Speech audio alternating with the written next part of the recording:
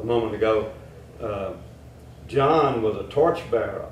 Right. I don't know whether we had any other brothers that were torchbearers or not, but John was. Is he the one that was down in Murfreesboro? One, I think he worked for, wasn't it Rudy Sausage? No, it wasn't. That was Bill Harrison. Bill Harrison. Yeah. DeMint over at Murfreesboro was the ag teacher at Murfreesboro. And he and Hale Moss and I and a boy from up at Gordonsville, that's our preacher now, helped start the Murfreesboro chapter and get them their first house.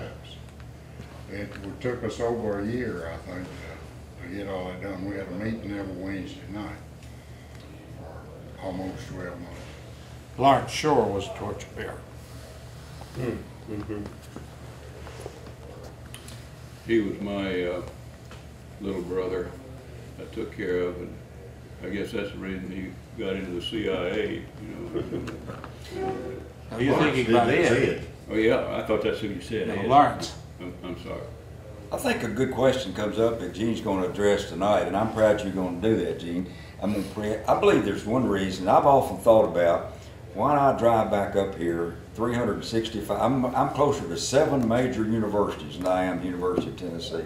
Why not drive back up here every year to homecoming?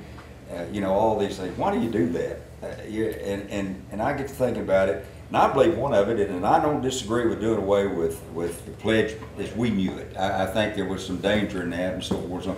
But I believe it's been relaxed too much sometimes, because why does the Army, you know, as you guys know, it's been in the military, you know, we preach it, we preach that esprit de corps, that pride. It's like the Marines, you know, simplify. They've got a reason, they've got a esprit de corps, they've got a love for each other.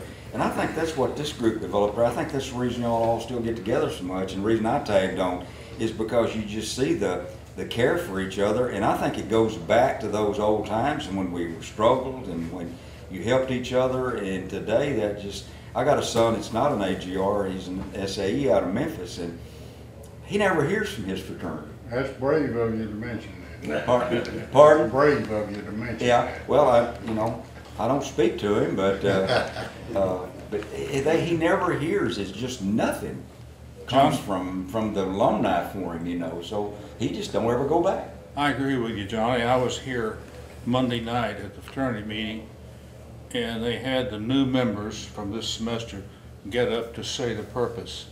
And I doubt very seriously that any one of them could say the purpose, let alone knew who Leader Bull was.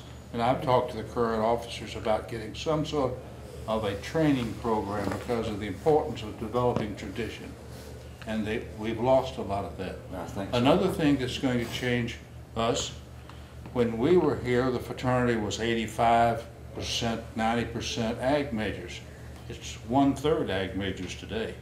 So the boys who are non-ag basically don't share what we share. They don't have the same classes together. They don't have the same basic interests. But that's something we're going to have to face in the future. I wonder how that came about. Did they change the national constitution or what? Lynn, let me explain something to you on that. When I was here, we had 1,000 ag students out there, 1 girl, 999 men. Now you go out there, there's 1,000 ag students, 500 girls, 500 men. Our base has eroded completely, even though they've stretched agriculture out to include all phases of environmental and everything else. We just don't have the basis to draw from. I remember. And National has never relaxed the restrictions. I've wondered about that because the first one I remember was Brother Culp. He was a business major, and I wondered how he got in initially. I brought him up here one night, and before I went for the Army, and put him on the 3rd floor of the house, and I said, "You stay here till Barbie shows up."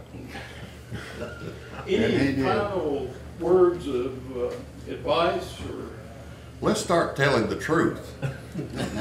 Well, I noticed that the grade point average of the group now has dropped. It's below the average on the campus, and I think that's something to be concerned about. And the the fraternity men's grade point average overall is below the average of all men, and that's a significant change. And keep in mind when you see 3.0 that over the past 50 years, grade point averages have really inflated. You can figure the difference between, say, 19 and 60 and now about a 0.6 point inflation in grade.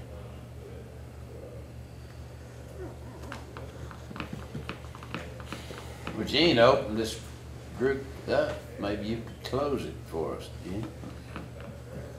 I just did, it seemed like everybody stuck to only a couple I could correct on their stories, but most everybody hadn't embellished them much. We're getting slow here. We need to work on making our stories better. Thank you.